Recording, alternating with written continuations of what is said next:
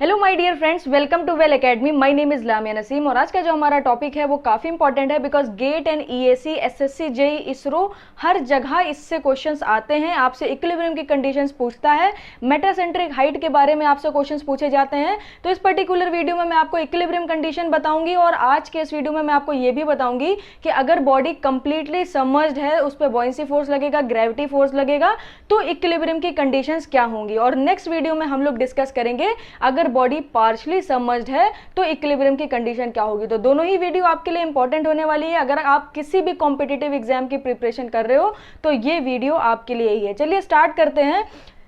Type of equilibrium को पहले समझते हैं कि इक्विलिब्रियम क्या होता है। हम लोग फिजिक्स जब पढ़ते थे 12th क्लास में, तब भी हम लोग इक्विलिब्रियम को समझते थे। तो यहां पर भी मैं आपको फिर से समझाऊंगी।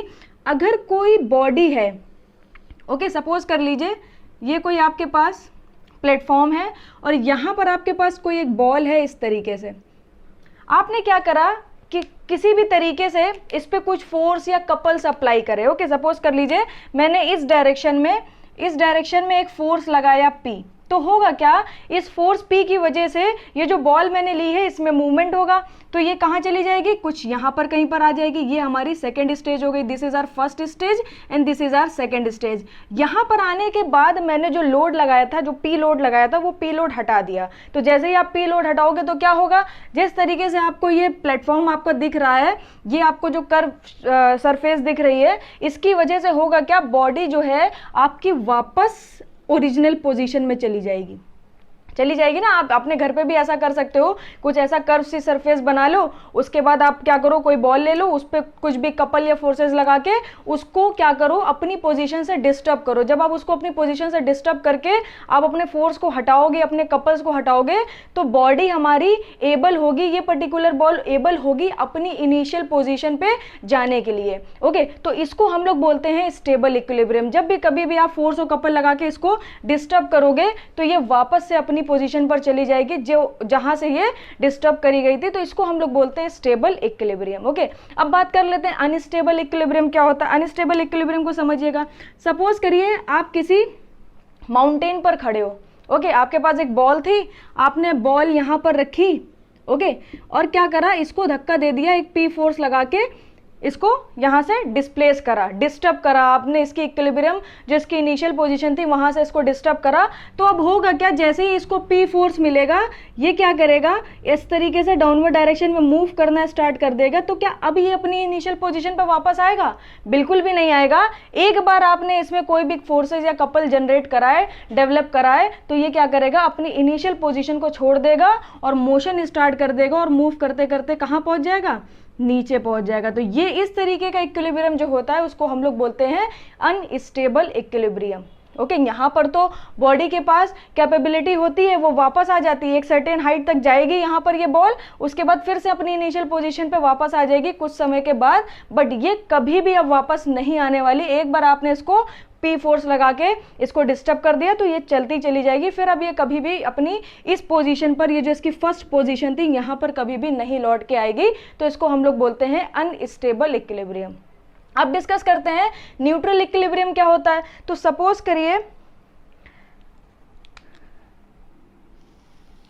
करिए आपके पास कुछ इस तरीके से, आप अपने घर का फ्लोर भी सोच सकते हो, इस तरीके से आपके पास फ्लोर है।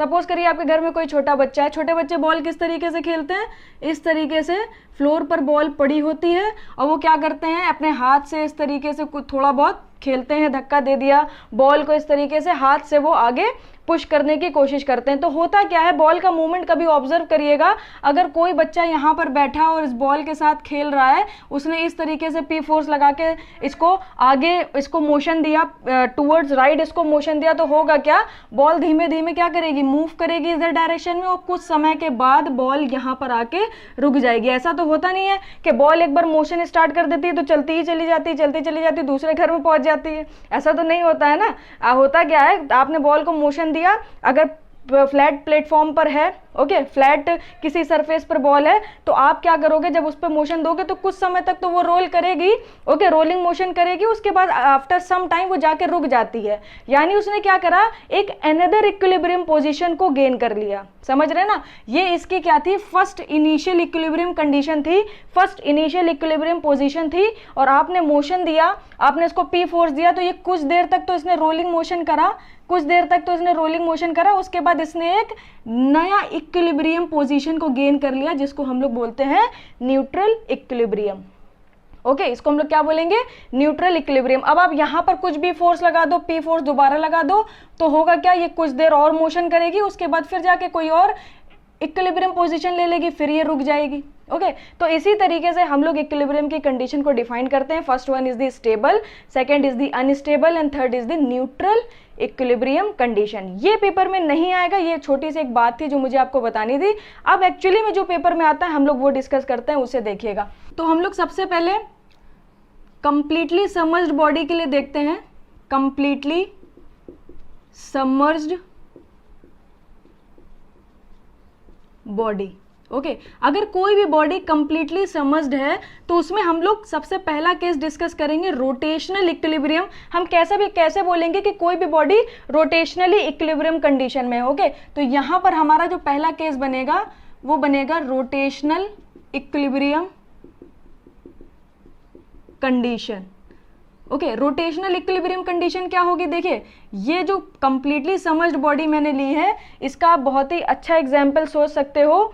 वो जो हॉट एयर बलून्स होते हैं, आपने उसे देखा होगा, वो एयर में कंप्लीटली सबमर्ज्ड होते हैं, क्योंकि हम लोग फ्लूइड की बात करते हैं, फ्लूइड में हमारा लिक्विड भी आता है एंड गैसेस भी आते हैं। तो अगर आप हॉट एयर बलून को देखो तो हॉट एयर बलून का रोटेशनली इक्विलिब्रियम में होना बहुत जरूरी है। अगर हॉट एयर बलून आपका रोटेशनली इक्विलिब्रियम में नहीं हुआ तो होगा क्या, यहां पर आप लोग बैठे हो इस तरीके से, इसमें बलून लगा होता है, अगर ये रोटेशनली इक्विलिब्रियम में नहीं हुआ तो ये डिसबैलेंस हो जाएगा, आप लोग गिर जाओगे, गिरने का डर रहता है इसमें। तो कोई भी बॉडी, अब आप, मैंने एक ही एग्जांपल दे दिया, दूसरा आप लिक्विड का भी एग्जांपल ले सकते हो, जस्ट लाइक सबमरीन। सबमरीन क्या होती है, कंप्लीटली सबमर्ज्ड बॉडी होती है, समुद्र के अंदर जाती हैं। अगर वो रोटेशनली इक्विलिब्रियम में नहीं हुई तो पता चला हम लोग सी के अंदर गए, उसके बाद पूरी हमारी सबमरीन ही उलट पलट हो गई, हमारा सर नीचे हो गया, पैर ऊपर हो गए, पूरी उल्टी हो गई। तो रोटेशनल इक्विलिब्रियम में होना बहुत जरूरी है अगर बॉडी हमारी कंप्लीटली सबमर्ज्ड है। तो यहां पर हम लोग डिस्कस करेंगे रोटेशनल इक्विलिब्रियम कंडीशन को, जरा ध्यान से देखिएगा। यहां पर मैं बनाने जा रही हूं वाटर की सरफेस। ओके, सपोज कर लीजिए इतना वाटर यहां पर फिल है। अब आपने क्या करा, एक बॉडी ले ली इस तरीके से। ओके, इस तरीके से आपने क्या करा, एक बॉडी ले ली। जब आप बॉडी लोगे, कोई भी बॉडी लोगे, तो उसका एक होगा centre of gravity, okay, CG. तो यहां पर हम बना देते हैं सीजी की लाइन इस तरीके से, और सपोज कर लीजिए ये जो पॉइंट है ये हमारा है सीजी।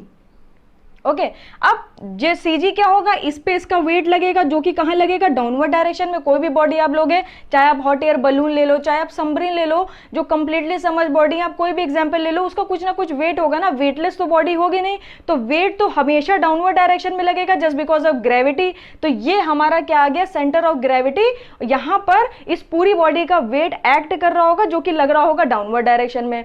अब आप सोचो ये जो बॉडी है ये फ्लूइड के अंदर है, तो प्रीवियस वीडियो में मैंने आपसे बॉयंसी फोर्स को डिस्कस करा था। वो क्या था कि कोई भी बॉडी अगर फ्लूइड में कंप्लीटली इमर्ज होगी या पार्शली इमर्ज होगी तो फ्लूइड एक vertical force, vertical hydrostatic force upward direction में लगाता है, जिसको हम लोग बोलते हैं बॉयंसी फोर्स। तो यहां पर कहीं पर आपका लग रहा होगा बॉयंसी फोर्स, इसको सपोज कर लीजिए एफ बी मान लीजिए, जो कि हमेशा अपवर्ड डायरेक्शन में लगेगा। ओके, तो वेट हमारा डाउनवर्ड डायरेक्शन में लग रहा है, बॉयंसी फोर्स अपवर्ड डायरेक्शन में लग रहा है। अब आप क्या करो, यहां पर कंडीशन क्या बनेगी, अब आप इसको टिल्ट करो। हम चेक करना चाहते हैं कि ये रोटेशनली इक्विलिब्रियम में है कि नहीं है, तो हमने क्या करा, इस बॉडी को टिल्ट करा। अब अभी मैंने आपको समझाया ना कि बॉडी में या कोई फोर्सेज या कोई कपल जनरेट करो, और बॉडी अगर कैपेबल है अपनी इनिशियल जो उसकी पोजीशन थी वहां पर वापस आने के लिए, तो वो स्टेबल इक्विलिब्रियम होगा। ओके, और अगर नहीं है तो वो फिर स्टेबल इक्विलिब्रियम नहीं होगा। तो यहां पर भी हम यही करने वाले हैं, इसी तरीके से स्टेबिलिटी चेक करेंगे। हम लोग कपल्स लगाएंगे, एक्सटर्नल कपल्स लगाएंगे और कपल्स की वजह से अगर वो इनिशियल पोजीशन पे वापस आ गई तो स्टेबल है बॉडी। इसका मतलब बॉडी ठीक है। अगर हम लोग इसको यूज करेंगे तो अगर हल्का सा भी कपल इधर उधर वाटर की वजह से लगा या हमारे कुछ एक्सटर्नल मूवमेंट्स की वजह से लगा तो अपनी इनिशियल पोजीशन ये रिगेन कर लेगी, स्टेबिलिटी इसकी मेंटेन रहेगी। ओके, तो यहाँ पर क्या करा मैंने, इस पे कपल लगाया। आप कपल लगाओगे तो ये क्या हो जाएगा, टिल्ट हो जाएगा। तो टिल्टेड बॉडी बनाइए। अब आपने क्या करा, टिल्टेड बॉडी बनाई तो आपको ये मिल गई न्यूट्रल एक्सिस। ओके, ये हमारी क्या है, न्यूट्रल एक्सिस है जो कि सीजी से पास कर रही है। तो अब आप ध्यान से देखना, अभी आपने क्या करा है, जो बॉयंसी फोर्स है, सेंटर ऑफ बॉयंसी है, वो just below the centre of gravity है। ओके, अभी मैं बॉयंसी फोर्स की पोजीशन चेंज करूंगी। जो हमारा फर्स्ट केस है, यहाँ पर जो केस 1 लिया है, इसमें क्या करा है, buoyancy force just below the centre of gravity, ये आप मेंशन कर लीजिएगा। तो अब क्या होगा, ये हमारा सीजी था। ओके, ये हमारा सीजी था, तो वेट तो डाउनवर्ड डायरेक्शन में ही लग रहा होगा, तो ये क्या हो जाएगा, सीजी। ओके, जो कि डाउनवर्ड डायरेक्शन में इसका वेट लग रहा है, सपोज कर लीजिए W वेट है। और बॉयंसी फोर्स क्या होगा, बॉयंसी फोर्स लग रहा होगा आपका अपर डायरेक्शन में। अब सीजी के नीचे था ना पॉइंट, सेंटर ऑफ बॉयंसी नीचे था, तो मैंने बना दिया इस तरीके से, तो ये लग रहा है बॉयंसी फोर्स। तो अब आप खुद देखो, आपने अगर इस पर्टिकुलर बॉडी में इस तरीके से कपल लगाया, ओके, तो अगर आपने इस पे कपल लगाया तो यहाँ पर देखिए जैसे ही ये डिसबैलेंस होगी तो यहाँ पर जो सीजी का वेट है वो डाउनवर्ड लगने लगा और एफबी का जो सेंटर ऑफ बॉयंसी पर जो बॉयंसी फोर्स लग रहा है वो अपवर्ड लगने लगा। तो अगर आप इनका ये लोड और ये पॉइंट, ये दोनों के जो डायरेक्शन है इसको देखोगे तो ये आपस में कपल बना रहे हैं इस तरीके से। तो अगर आपने इसको इधर टिल्ट करा तो ये इधर और टिल्ट होता चला जाएगा, ये पूरा ही इधर टिल्ट हो जाएगा। यानी ये क्या है हमारा, ये है हमारा अनस्टेबल इक्विलिब्रियम। ओके, बात समझ रहे हैं ना आप। इन दोनों फोर्सेस की डायरेक्शंस को देखिए, एक फोर्स ये लग रहा है यहाँ पर और एक फोर्स लग रहा है यहाँ पर। अब आप सपोज करो आपके पास कोई इस तरीके से बीम है, ओके, आपने यहाँ पर एक फोर्स लगाया और यहाँ पर एक फोर्स लगाया। तो इस तरीके से अगर आपने फोर्स लगाया तो क्या ये स्टेबिलिटी में है, क्या ये स्टेबल है, बिल्कुल भी नहीं है। ये क्या करेगी, देखिए आपने ये बीम ली, ओके, यहाँ पर मैं डाउनवर्ड घुमाती हूँ, यहाँ पर मैं अपवर्ड घुमाती हूँ, तो जैसे ही घुमाया तो ये तो और घूम जाएगा ना, ये तो अनस्टेबिलिटी में चला गया, क्योंकि दो फोर्सेस ऑपोजिट डायरेक्शन में लग रहे हैं और दोनों एक दूसरे से सर्टेन डिस्टेंस पर हैं, तो एक कपल डेवलप होगा इस तरीके से। तो यहाँ पर भी आपने जिस डायरेक्शन में टिल्ट कर रहा उसी डायरेक्शन में कपल्स भी डेवलप हो गए, तो अनस्टेबिलिटी की तरफ ये चला गया। इसका मतलब if centre of buoyancy lies below the centre of gravity, तो बॉडी हमारी क्या होगी, अनस्टेबल होगी, अनस्टेबल इक्विलिब्रियम की कंडीशन होगी। ओके, तो यहां पर सिर्फ अनस्टेबल लिख लीजिए, इक्विलिब्रियम हटा दीजिए। अब मैं आपसे दूसरा केस डिस्कस करती हूं, उसे देखिएगा। अब हम लोग केस 2 लेते हैं और केस 2 में क्या कंसीडर करेंगे, होगी तो ये हमारी कंप्लीटली समझ बॉडी। बट अब क्या करते हैं, जो सेंटर ऑफ बॉयंसी है ये सेंटर ऑफ ग्रेविटी पे ही लाई कर लेते हैं कि हमारी बॉडी का कुछ इस तरीके से डिजाइन है, जो ग्रेविटी फोर्स लगेगा और जो बॉयंसी फोर्स लगेगा वो दोनों एक ही सेंटर पर लगेंगे। तब क्या होगा, तो देखिए इस तरीके से आपने वाटर सरफेस बना ली, आप खुद से भी ट्राई कर सकते हो। अब कंप्लीटली समझ बॉडी है तो बॉडी को आपने क्या करा, एकदम फ्लूइड के अंदर रखा।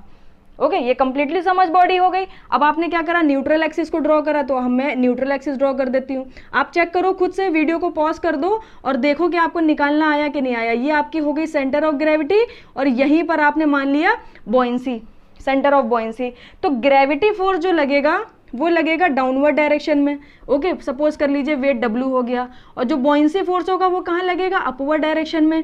सपोज कर लीजिए ये FB हो गया। अब आप इसे जरा टिल्ट करो, जब आप इसे टिल्ट करोगे तो जो टिल्टेड बॉडी आपको मिलेगी वो कुछ इस तरीके से मिल जाएगी। ओके, और जो न्यूट्रल एक्सिस होगी वो इस तरीके से आपको एक नई न्यूट्रल एक्सिस मिल जाएगी। तो ये आपको मिल गई न्यूट्रल एक्सिस। तो अब आप इस पॉइंट को देखोगे तो ये पॉइंट आपका रहा CG। तो अभी भी जो वेट है वो W इस तरीके से डाउनवर्ड लगता रहेगा, क्योंकि वेट एंड बॉयंसी तो वर्टिकल ही डायरेक्शन में लगेंगे ना। आपने अगर बॉडी टिल्ट भी कर दी तब भी W नीचे लग रहा है और आपका बॉयंसी फोर्स FB ऊपर लग रहा है। तो यहाँ पर देखेंगे आप कि यहाँ पर एक ही सेंटर पर दोनों फोर्सेस लग रहे हैं, वेट भी यहीं पर लग रहा है, सेंटर ऑफ बॉयंसी भी, सॉरी बॉयंसी फोर्स भी यहीं पर लग रहा है। और अगर आपने इस पे कपल लगाया, इसको टिल्ट भी किया, तो भी इस पे कोई फर्क नहीं पड़ेगा, ये टिल्टेड ही रहेगी। बिकॉज फर्क तब पड़ता जब यहाँ पर कुछ अनस्टेबिलिटी होती। तो यहाँ पर जो वेट है वो बॉयंसी फोर्स को बैलेंस करे है, तो आपने इसको अगर सीधा रखा तो ये सीधा ही बना रहेगा, बिकॉज कोई भी ऐसा एक्सटर्नल फोर्स नहीं है जो इसमें मोशन डेवलप करे या इसकी स्टेबिलिटी को डिस्टर्ब करे। तो अगर आपने ऐसे रखा तो ये ऐसे ही रहेगा, क्योंकि वेट जो है बॉयंसी फोर्स बैलेंस करे। ओके, फिर आपने इसको टिल्ट कर दिया तो अभी हमेशा टिल्ट ही रहेगा। क्यों टिल्ट रहेगा? क्योंकि वेट जो है वो बॉयंसी फोर्स को बैलेंस करे। अब आप इसे और टिल्ट कर दो तब भी ये ऐसे ही रहेगा, क्योंकि वेट जो है वो बॉयंसी फोर्स को बैलेंस करे। तो इस तरीके से अगर हमारे पास कोई भी केस है तो उसको हम लोग क्या बोलते हैं? Neutral equilibrium. यही तो न्यूट्रल इक्विलिब्रियम में हो रहा था ना, कि बॉडी यहां पर है, ठीक है, आपने कुछ भी फोर्सेस कपल लगा के डिस्टर्ब करा, बॉडी ने एक नई इक्विलिब्रियम पोजीशन को गेन कर लिया, यहां पर बॉल पहुंच गई थी, फिर आपने इसमें फोर्सेस और कपल लगा के इसको डिस्टर्ब करा, फिर इसने एक नई इक्विलिब्रियम पोजीशन को गेन कर लिया। तो हो क्या रहा था? ये हर बार एक नई इक्विलिब्रियम पोजीशन को गेन कर रहा था, तो उसको हम लोग बोल रहे थे न्यूट्रल इक्विलिब्रियम। यहां पर भी यही हो रहा है, जब यहां है तो इक्विलिब्रियम पोजीशन गेन करे, फिर आपने कपल लगा दिया तो एक नई इक्विलिब्रियम पोजीशन गेन कर लिया। तो यहां पर भी वही सिमिलर केस बन रहा है, तो इसको हम लोग बोलते हैं न्यूट्रल इक्विलिब्रियम। ओके, ये हमारा क्या कहलाएगा? न्यूट्रल इक्विलिब्रियम कहलाएगा। तो आप इसे ध्यान रखिएगा। क्वेश्चन बनता है, अगर centre of buoyancy and centre of gravity same हो जाए तो कौन सा इक्विलिब्रियम होगा? स्टेबल, अनस्टेबल, न्यूट्रल, या नन ऑफ द अबव, या ऑल ऑफ द अबव? तो आपका आंसर क्या होना चाहिए? Neutral equilibrium. आप जाके प्रीवियस ईयर के क्वेश्चंस देख सकते हो। अब हमारे पास आता है एक थर्ड केस, उसको देखिएगा। थर्ड केस मैं आपको यहीं पर समझाती हूँ। अब आप खुद सोचो थर्ड केस क्या बचा? थर्ड केस बचा है हमारा कि अगर सेंटर ऑफ बॉयंसी जो है वो अबव लाई करे सेंटर ऑफ ग्रेविटी के, क्योंकि बिलो हो गया, ऑन द पॉइंट हो गया, अबव बचा है, तो क्या करिए? फिर से खुद से ट्राई करिए। वाटर सरफेस बनाइए, एक बॉडी बनाइए, ओके, उसकी न्यूट्रल एक्सिस बनाइए। ये आपकी हो गई न्यूट्रल एक्सिस। आपकी यहाँ पर कहीं पर सीजी लाई कर रहा है और हमने सेंटर ऑफ बॉयंसी जो है वो ऊपर बना दिया। तो यहां पर होगा क्या? वेट तो डाउनवर्ड डायरेक्शन में ही लगता रहेगा इस तरीके से, और सीजी से पास होगा, सेंटर ऑफ बॉयंसी पे लगेगा बॉयंसी फोर्स जो अपवर्ड डायरेक्शन में लगेगा। ये एफ बी हो गया।